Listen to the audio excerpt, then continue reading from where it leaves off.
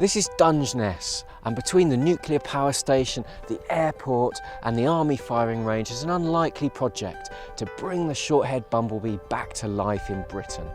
Last year they released 51 of these creatures from Sweden around the land here, but none have been seen since because we had such atrocious weather. So this summer conservationists are trying again. Bumblebees are just fabulous. When the first queens come out in the spring and they're a bit dozy and slow and they're busy drinking from a flower, you can literally go up and stroke them.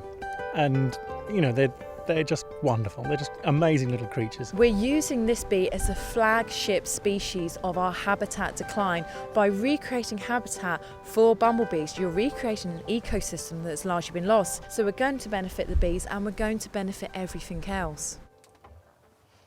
So in this fridge we have queen short-haired bumblebees, and they're kept in these small vials here. So it basically keeps them cool. They are kept at 4 to 5 degrees. We feed them then each night with an artificial nectar solution. So in the top end here, what we do is we take out the brown side, and then on a cotton bud we fill that with artificial nectar solution, pop it through, and the queen can actually stick out her tongue and feed off of that. Tell me about the quarantine that they have to go through.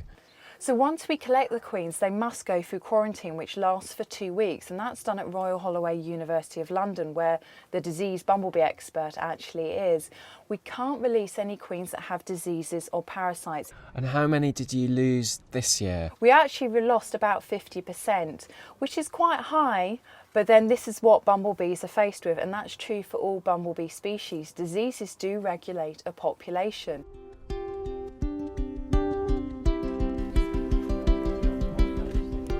Basically, all we're going to do is just release them onto the flower so they don't have to fly too far. Now, which way is she facing? I'll let you out this way, dear. What's the appeal of bumblebees for you? What induces such passion? I'm fascinated with wildlife generally, and the insects in particular, and I think the bumblebee is such a charismatic insect. You know, it's so gentle and harmless as well. Do you think the bees look in better shape this year? Yes, I feel they're cleaner and healthier somehow. Maybe it's just an impression, but they seemed calmer this time as well. Maybe they were a little bit cooler, I don't know, but it's nice to just be able to see them as you release them, to just get on a flower and warm up. Nikki, tell me about the distinguishing characteristics of the short-haired bumblebee. She doesn't look very stripy. She doesn't look as much stripy as some of our more other common bumblebees. What's characteristic about this bee is actually the short hair. That's why she's called the short hair bumblebee. If you see her thorax, she actually has no hair there whatsoever. This actually means she's called thermophilic, which means she's a bit more of a heat-loving bumblebee. So that's why she was mainly more restricted to mid-England. So that's really the temperature range that she would go to. So she's got her head deep in a flower there. Is she collecting pollen or nectar at this point? So she's sticking her tongue out and sucking up the nectar like a straw. You can see when her head comes out, it's actually dusted all along the back with pollen. I can see it now. She's got this dusting, just as you all the described pollen. there. Yep, that's all the pollen there. So this flower produces yellow pollen, so you can see that all at the back of the head. It must mean an awful lot when each bee is so hard won to bring it over here. It's absolutely amazing to see them here, to see them forage and to see them act as we'd hoped they would act.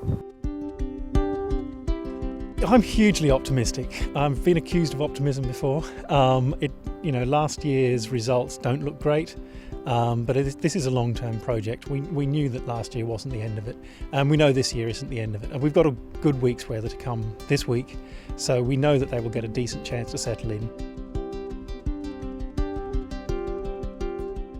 This is really exciting. I'm really going to look forward to letting her go. So I'm just going to warm her up for a bit, see if that helps. So I've just taken open the end of the vial where the short-haired bumblebee is facing, and I'm hoping she will now climb up. Apparently they like climbing up more than climbing down. Climb up, out. Oh, she's coming out. She's ready to go. So the short-haired bumblebee is now on the top of the yellow flag iris It's buried its head inside the flower. It's getting lots of nectar and pollen all over it as well. This is a really good sign. So hopefully it's getting enough energy to head off and start prospecting for nest sites. Because what we want is this female queen, obviously she's been pre-mated, so she's ready to lay eggs. We want her to establish a nest, and then hopefully this species can really get re-established in Britain once again.